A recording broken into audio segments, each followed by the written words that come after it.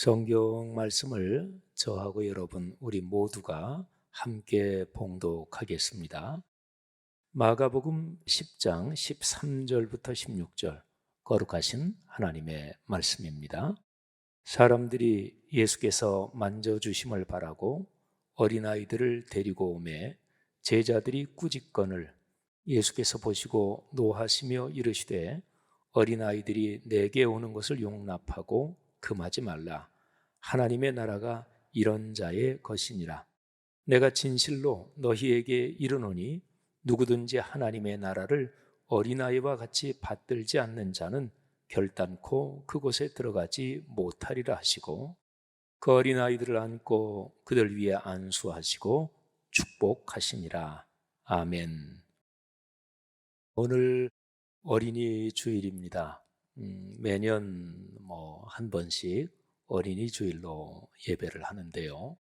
하나님께서 우리 성도들의 가정에 아이들, 손녀, 손자, 가문 대대로 그 아이들에게 하나님의 은혜를 충만하게 주시기를 주님의 이름으로 축원합니다. 아이들이 건강하고 또 지혜롭게 자라고 그리고 특별히 용기를 가진 사람으로 자라기를 바랍니다. 그리고 이 모든 것이 성경 말씀에 기초해서 그 아이들이 교회의 지도자가 되고 그리고 사회, 오늘의 세상에서 아주 중요하고 큰 지도자 그리고 성경 말씀에서 이야기하는 하나님의 사람으로 자라기를 주님의 이름으로 축원합니다. 오늘 성경 말씀에 보면 큰 충돌이 여기에 기록이 되어 있습니다. 오늘 13절부터 몇 절을 우리가 성경 본문을 같이 봉독했는데요. 이 본문 말씀의 상황에 큰 충돌이 있다. 제가 이렇게 말씀을 드렸는데 무슨 충돌일까? 충돌이란 단어가 어울리지 않는 것 같습니다. 근데 오늘 말씀을 좀 더 깊이 들여다보면 그런 충돌이 이 상황 속에 아주 두드러져 있습니다. 예수님께서 말씀을 가르치시는 중에 어떤 사람들이 아마 자기 아이들이겠죠. 어린아이들을 예수님께 데리고 왔습니다. 예수님께서 좀 이렇게 쓰다듬어 주시고 또 축복해 주시기를 바라서 자기 아이들을 데리고 왔겠죠. 그런데 제자들이 꾸짖었습니다. 근데 여기에 꾸짖는다는 단어, 이게 이게 굉장히 강력한 단어고, 그리고 바로 이 단어하고 연관해서 충돌을 얘기할 수가 있는 것입니다. 제자들이 꾸짖었다, 이 꾸짖다, 책망하다, 여기에 쓰인 헬라어 단어가 에피티마오 이런 단어입니다. 근데 에피티마오라는 단어는 물론 단어가 쓰일 때마다 조금씩 문장에서 문맥에서 언어 감각 그게 좀씩 다르긴 합니다만 예수님께서 귀신을 내쫓으실 때 귀신을 꾸짖으셨다, 책망하셨다. 그럴 때 쓰인 단어가 에피티마오입니다. 그러니까 이 단어는 굉장히 강력하게 아주 책망하는 그런 뜻을 가지고 있습니다. 근데 왜 이토록 강력하게 책망을 했을까? 구체적인 어떤 상황이 있었을까요? 예수님께서 말씀을 가르치실 때 사람들이 늘 많이 몰려들었으니까 제자들로서는 몰려드는 사람들을 정리하고 이르느라고 힘도 들었겠죠. 이날 특별히 그런 상황이 심했을까요? 그래서 제자들이 굉장히 막 힘들고 지치고 그런데 또 어떤 부모가 아이를 데리고 오니까 너도 나도 자기 아이들을 데리고 와서 그래서 제자들이 신경이 특별히 더 곤두서 있었고 날카로웠던 것일까요? 아무튼 상황은 정확하게 나오지 않지만 제자들이 자기 아이들을 어린 아이들을 예수님께 데리고 오는 그 상황, 그 어른들을 강하게 책망했습니다. 그런데 제자들의 그 책망만큼이나 예수님의 반응이 또 아주 강력합니다. 어떤 면에서는 더 강력하지요. 오늘 우리 성경 말씀에는 예수님께서 그 상황을 보시고 특별히 제자들이 책망하는 그 상황을 보시고 노하셨다, 그러니까 분노하셨다, 이렇게 기록을 하고 있습니다. 자, 이 정도만 봐도 충돌이구나 하는 게 머리에 들어오죠. 자, 분노하시면서 이렇게 말씀하셨습니다. 어린아이들이 내게 오는 것을 용납하고 금지하지 말라, 막지 말라. 여기까지는 그렇다고 쳐도 그 다음에 예수님이 이어서 하시는 말씀이 무지무지하게 강력한 거예요. 하나님의 나라가 이런 자의 것이다. 하나님의 나라, 천국, 이거하고 연관해서 예수님이 말씀하세요. 그러니까 하나님의 나라가 어린아이 같이 이런 사람의 것인데 너희들 제자들이 천국이 해당되는 그 아이들, 그 사람들을 너희가 지금 가로막고 있다, 이런 거니까 얼마나 강력한 얘기예요. 그런데 이제 그 다음에 더 강력해집니다. 내가 진실로 너희에게 말한다. 근데 여기에 우리가 잘 아는 헬라어 단어가 나옵니다. 진실로, 이게 아멘이라는 헬라어 단어예요. 요한복음에 보면 특별히 예수님께서 중요한 말씀을 하실 때 내가 진실로 진실로 너희에게 이르노니, 이런 표현이 진실로가 2번 나오죠. 헬라어로 아멘, 아멘, 내가 너희에게 말한다. 원어로는 그렇게 돼 있어요. 근데 요한복음 외에 다른 복음서에는 진실로 할 때 보통 1번 나와요. 어쨌든 굉장히 중요하니까 내가 진실로 말한다, 아멘 하고서 강조하는 거죠. 내가 말한다, 이거는 발음은 똑같고 뜻까지 똑같은 건 아닌데요, 레고라는 헬라어 발음입니다. 우리 어린아이들이 맞추고 노는 그 장난감 블록이 있죠. 그걸 레고라 그러죠. 어쨌든 발음이 똑같아요. 레고, 이게 이제 로고스, 말씀, 이거하고 이제 어근이 같아요. 어쨌든 내가 말한다, 이게 헬라어로 레고.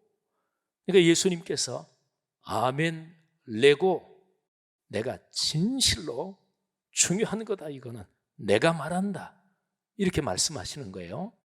자, 그리고 이어지는 내용을 한번 들어보십시오. 누구든지 하나님의 나라를 어린아이와 같이 받들지 않으면 결단코 그곳에 들어가지 못한다.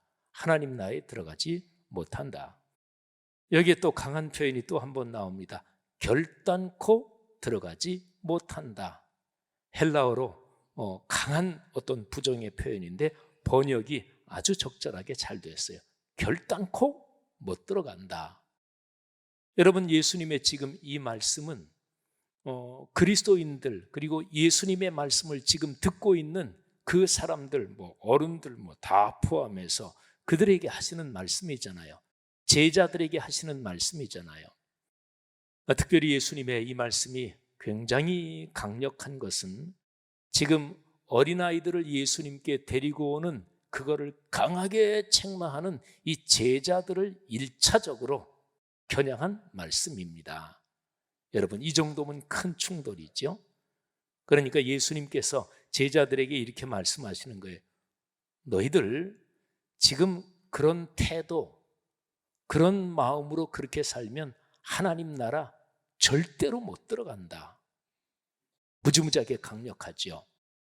저는 이 말씀을 묵상하면서 예수님께서 3년 동안 제자들을 가르치실 때 제자들하고 가장 무시무시하게 충돌한 사건 하나가 머릿속에 떠올랐습니다.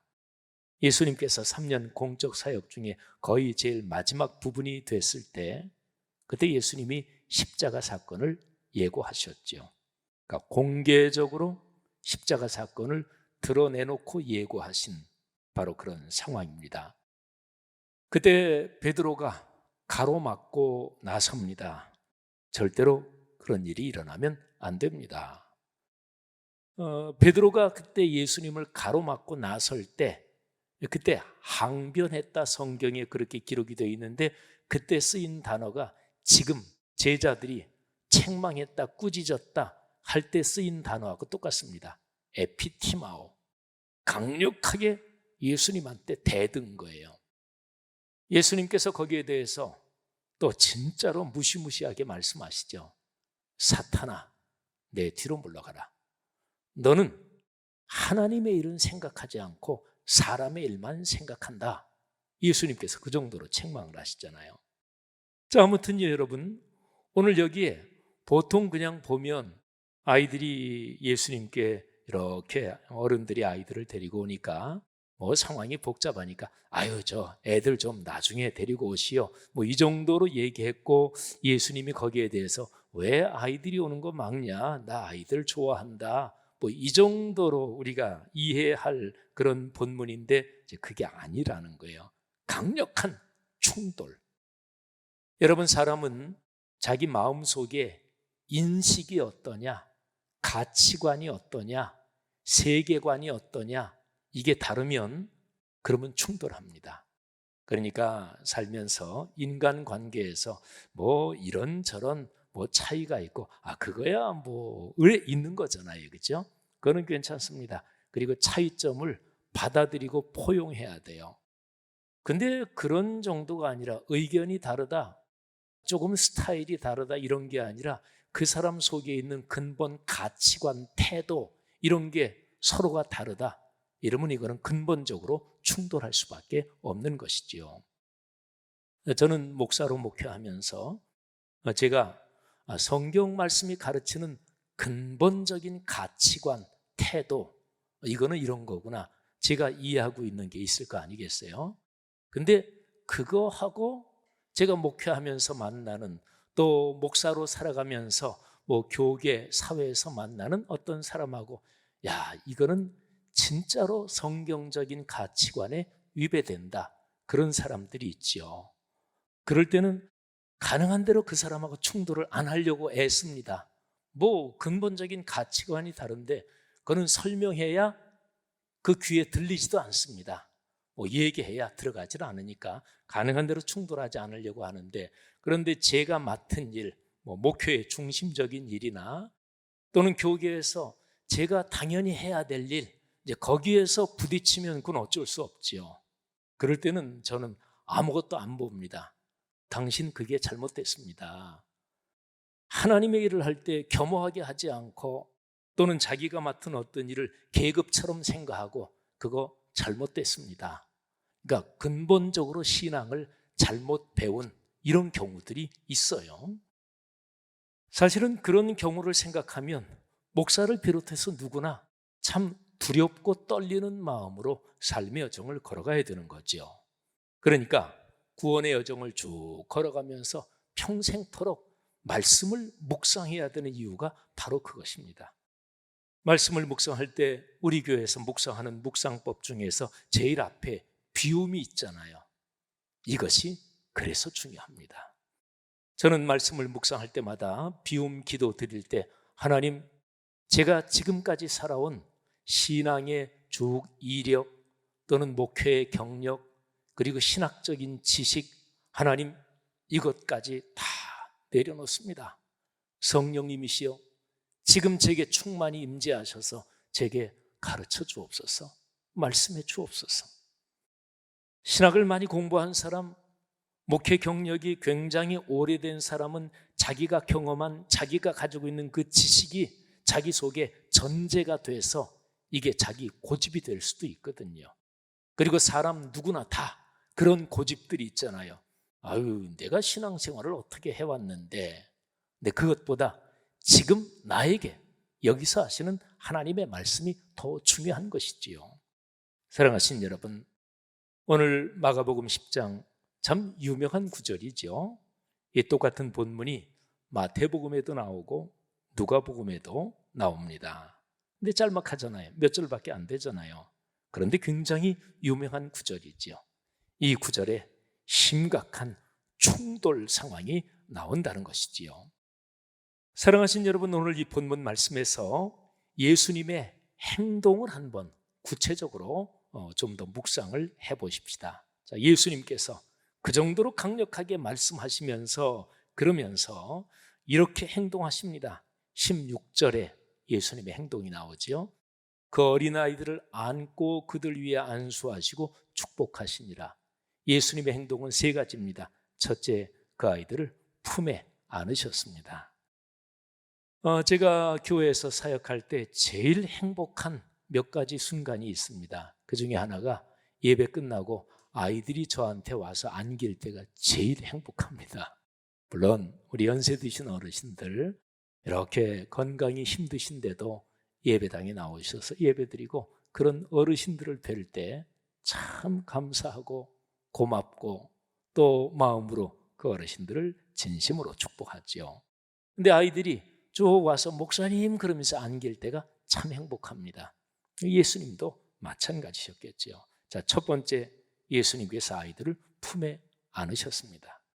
그 다음에 두 번째, 그들 위에 안수하셨습니다. 여기 안수라는 게 손을 머리 위에 올려놓는 것을 안수라고 하지요. 그리고 세 번째, 축복하셨습니다. 이 축복하셨다는 것은 품에 안았다, 머리에 손을 얹었다, 이것 자체가 축복이지만 예수님께서 무슨 축복의 말씀을 하셨을 거예요. 오늘 제 설교 제목이 어린아이들을 안고 무엇라고 하셨을까? 이게 설교 제목입니다. 오늘 이 말씀을 묵상하면서 생각을 참 많이 했어요. 지난 주간에 하면서 한 수요일, 목요일까지 예수님이 아이들을 안고 무엇라고 하셨을까? 근데 묵상이 잘 안 되는 거예요. 예수님이 뭐라고 하셨을까? 이게 잘 짐작이 안 되고 상상이 안 되는 거예요. 그래서 한 이틀 정도 계속 컴퓨터 화면에 성경 본문 또 설교의 이 뼈대를 이렇게 해놓고 도무지 모르겠어요. 그러다가 금요일에 제가 아이들을 대할 때 하는 거를 이렇게 생각해 보면서 갑자기 확 이 말씀이 열리기 시작했습니다. 자, 여러분 생각해 보세요. 예수님께서 아이들을 안고 무엇라고 말씀하셨을까요? 여러분은 이렇게 생각하시면 됩니다. 여러분이 참 사랑하는 여러분의 아이, 그리고 여러분의 손자나 손녀, 그 아이들을 안고 머리 쓰다듬어 주면서 그러면서 여러분은 뭐라고 축복하십니까? 자, 무슨 말씀을 하십니까? 사람마다 조금 다를 수도 있겠죠. 근데 아마 맥락으로 보면 거의 다가 공통적일 것입니다. 엄마, 아빠, 그리고 할아버지, 할머니들은 자기의 아이들, 손주들에게 그 머리에 안수하고 축복 기도를 많이 자주 해주셔야 됩니다. 그래서 우리 엄마, 아빠가 내 머리에 손을 얹고 안수기도 하면서 축복하신다. 우리 할아버지, 할머니 만나면 언제나 우리 할아버지, 할머니가 이리 와, 할아버지가 축복 기도 해줄게. 그리고 머리에 안수하고 축복 기도를 해주셔야 돼요. 성경에서 부모의 권위는 하나님의 권위가 눈에 보이게 나타난 것이 부모의 권위입니다. 하나님의 권위가 눈에 보이게 나타난 게 두 가지죠. 첫 번째가 부모의 권위, 그리고 두 번째가 구약으로 말하면 제사장이고 오늘날로 말하면 목회자의 권위입니다. 목회자 개인이 문제가 아니고 하나님의 거룩한 영적 권위가 목회의 거룩한 질서를 통해 또 가족관계 부모의 거룩한 질서를 통해 후손들에게 사람들에게 이어지는 것이지요. 우리 부모 되신 여러분, 또 조부모 되신 여러분, 여러분의 자녀 손주들에게 안수하면서 축복기도 자주 해주시기를 바랍니다. 하나님은 그 기도 잘 응답하세요. 자, 여러분에게 제가 질문을 드렸는데 여러분은 뭐라고 말씀하시면서 여러분의 아이들을 축복하시겠습니까? 근데 제가 아이들에게 축복기도 해주는 거 그걸 생각하니까 이게 쉽게 묵상이 되고 말씀이 풀리더라고요. 저는 아이들에게 축복기도 해줄 때 그때 거의 예외 없이 다음에 세 가지를 제가 이야기를 해줍니다. 우리 조그만 아이들 어린이 성경 이런 거 줄 때 거기에도 늘 그런 걸 쓰는데 건강하게, 기본이죠, 그죠? 건강, 몸의 건강을 말합니다. 구체적으로. 그 다음에 두 번째는 지혜롭게. 이거는 정신이 총명하고 정신이 아름답고 그리고 마음이 찬란하고 이게 이제 지혜지요. 여러분, 미련하면 어른이나 아이나 참 골칩니다. 미련한 거. 그래서 잠언에 지혜라는 말이 나오잖아요. 잠언에서 나오는 지혜는 근본적으로 예수 그리스도를 가리켜요. 그런데 잠언에 보면 지혜하고 반대되는 말, 그게 바로 미련한 겁니다. 자, 그래서 아이들을 축복할 때 제가 늘 지혜롭게. 그 다음에 또 하나가 있습니다. 용기. 흔히 이제 살면서 어른들 한번 생각해 보세요. 아우, 저 사람은 참 지혜로워. 그러면 지혜롭다고 그렇게 평가받는 그 사람은 뭐 여러 가지 특징이 있겠지만 다른 사람하고 부딪히거나 그러지 않습니다. 뭔가 어떤 상황이 있어도 잘 조정하고 또 상대방이 굉장히 좀 어떤 강하고 그러면 좀 뒤로 물러가고 보통 이런 걸 지혜롭다고 생각하잖아요. 그런데 지혜롭다는 그런 태도가 올바른 거를 얘기하지 않고 아유, 이거 올거든 얘기했다가 부딪히지, 나한테 손해지, 그래서 뒤로 빼는 거, 그거는 지혜가 아닙니다. 그거는 자기 합리화예요. 그거는 비겁한 거예요. 그러니까 옳지 않은 상황에 대해서 다 아무도 얘기 안 해. 그러니까 악하고 독하고 강한 사람이 현실 세계에서는 결국 휘어잡는 거예요.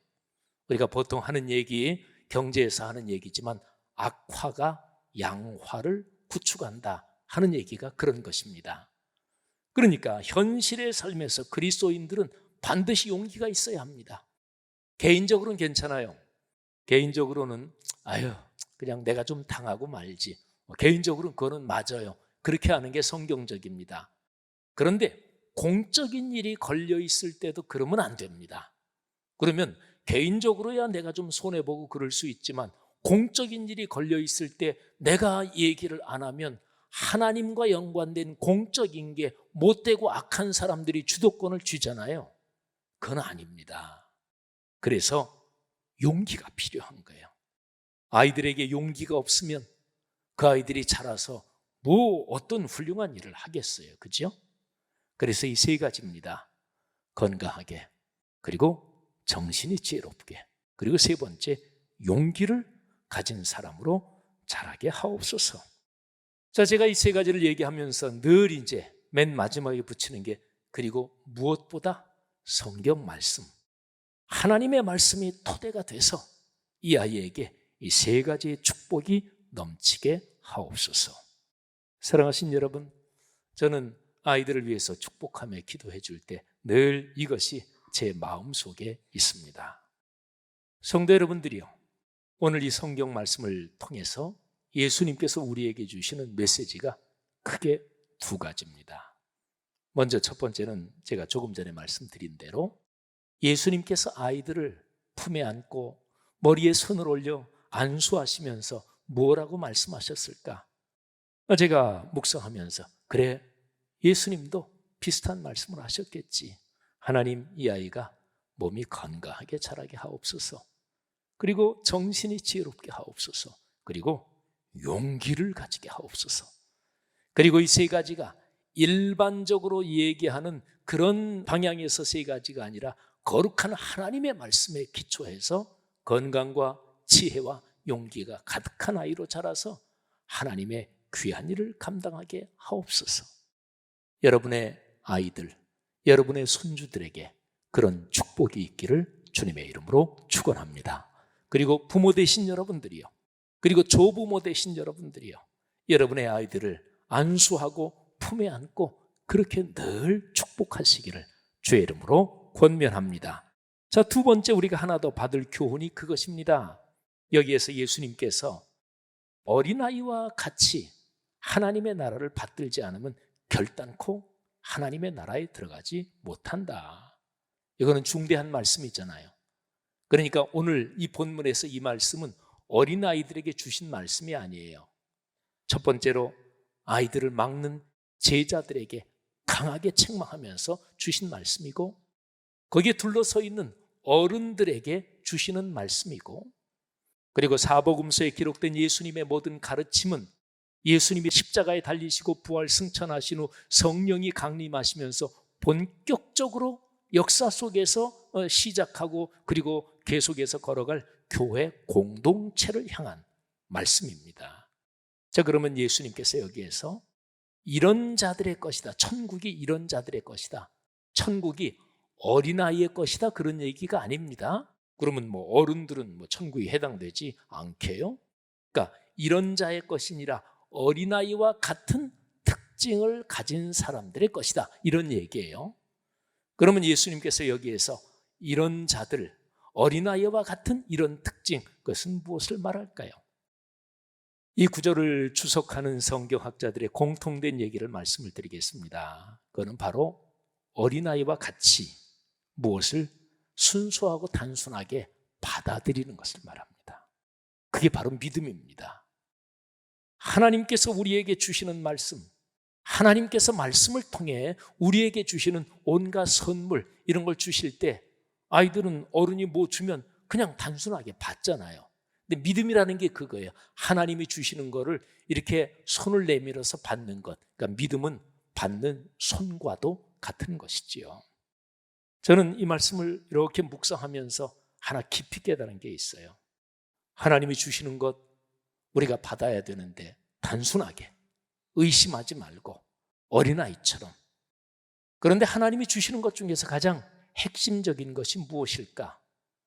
하나님께서 당신의 아들을 우리에게 주셨습니다. 하나님이 사람이 되셨어요. 그리고 십자가를 통해서 그 은혜를 주시고 그리고 성령, 당신의 영을 주셨어요. 그러니까 삼위일체 하나님의 그 구조로 한번 설명해 본다면 성부 하나님께서 여러분과 제게 성자 하나님, 성령 하나님을 주셨다고요. 이게 가장 큰 선물이죠. 그런데 성자, 성령 하나님을 주셨다. 이게 실제의 삶에서 구체적으로는 뭐를 뜻할까요? 그게 바로 66권 성경 말씀을 주신 거예요. 이렇게 묵상하다 보니까 갑자기 깨달음이 오는 거예요. 그래, 하나님이 주시는 말씀을 어린아이처럼 받는 것, 그래야 천국에 들어가는구나. 그런데 하나님이 주신 말씀을 어린아이처럼 받는다는 것은 와, 이게 얼마나 놀라운 일인가, 얼마나 감격스러운 일인가. 여러분, 성경 말씀에 기록된 그 성경 말씀을 묵상하면서 아, 주님, 그 말씀이 오늘 저를 위한 말씀입니다, 이렇게 받아들일 때 우리의 가슴이 얼마나 벅차는 것일까요? 신명기 28장 1절부터 14절에 뭐 놀라운 축복, 여러분 그 놀랍지 않습니까? 근데 그 말씀을 구약의 이스라엘 백성한테 주시는 말씀, 아, 신명기 그 당시의 상황에서 뭐 이랬구나, 이건 아직 말씀 묵상이 깊이 안 들어간 거죠. 창세기 말씀이든 신명기 말씀이든 또는 신약의 마태복음 말씀이든 계시록 말씀이든 하나님께서 그 기록된 말씀을 통해 오늘 내게 말씀하시는 거잖아요. 저는 신명기 28장 1절부터 14절 말씀을 묵상하면서 얼마나 기뻤는지 몰라요. 하나님, 이 축복을 저한테 주시옵소서.